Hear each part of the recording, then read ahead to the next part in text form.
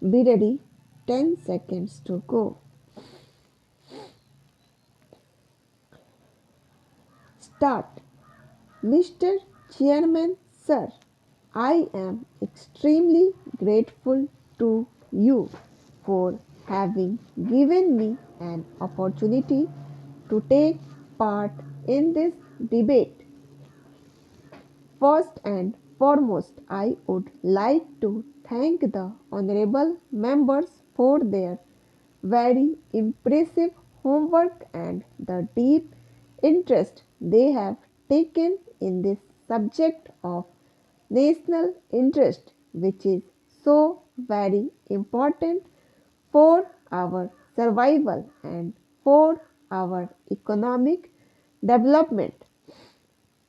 As many members have pointed out that the national security or the question of defense is not only in the realm of soldiers, sailors, and armed men, but in this modern security environment, the entire country has to be geared to face any eventuality. If such an eventuality does arise, and many of the members have given their weighty suggestion that apart from gearing up the morale of the armed forces and morale of the country must also be geared up, the economic length must also be geared up.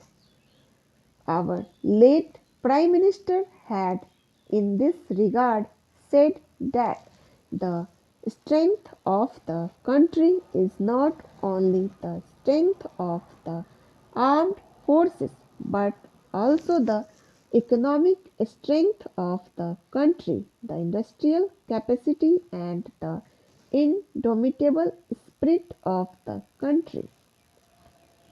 Therefore, sir, it is a very heartening that we are also all unanimous in this approach to the problem that should our country face such an eventuality, we should have to rise like one person.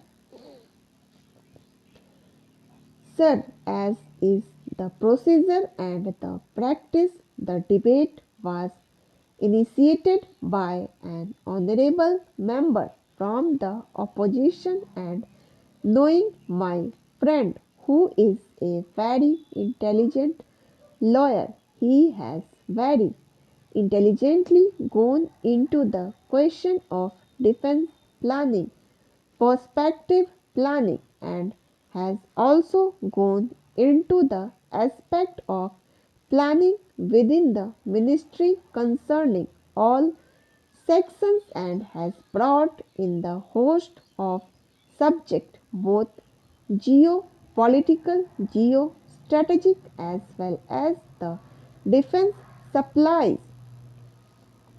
One of my honorable friends here had this to comment, that the honorable member has probably not gone through the annual report, and had he done so he would not have raised some of the questions which he did raise. Sir, I will not name enough to any members who has not gone through the report. He has very much gone through the report.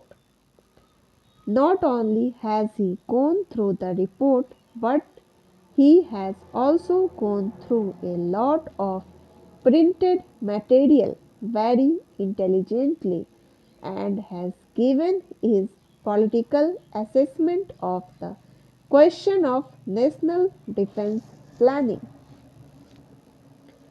But I regret to say that he has enough wit to rely on considerable material from persons who are not accountable to Parliament, who are not answerable to the people of India, and he has been placed by the defense minister who is accountable to Parliament and who is answerable to the people of India. And if he had gone through the report right from the first chapter of the national security environment, the organization, function, defense plan, and the chapter on army, the various schemes of the services within the army, the navy, air force, coast guard, defense production units, defense research and development, etc. Then, for all the points which he has raised in his speech and the comments which he has made, the answers are very much there. It would not be permissible for me to answer all the points because apart from him there are many other honorable members who have raised a lot of points. Some of them are repetition, some of them are new points, but I would confine myself to 7 or 8 points and answer those. One of the points raised was about the civilian defense employees and of the ordnance factories about their requirements and their ongoing strike because of my minister could not go to their function on 23rd February. But I think it was more of an ironical remark than the serious one because on the 23rd February was the President's address and my minister could not possibly be away from the President's address. And secondly, the strike notice was given on 7th March.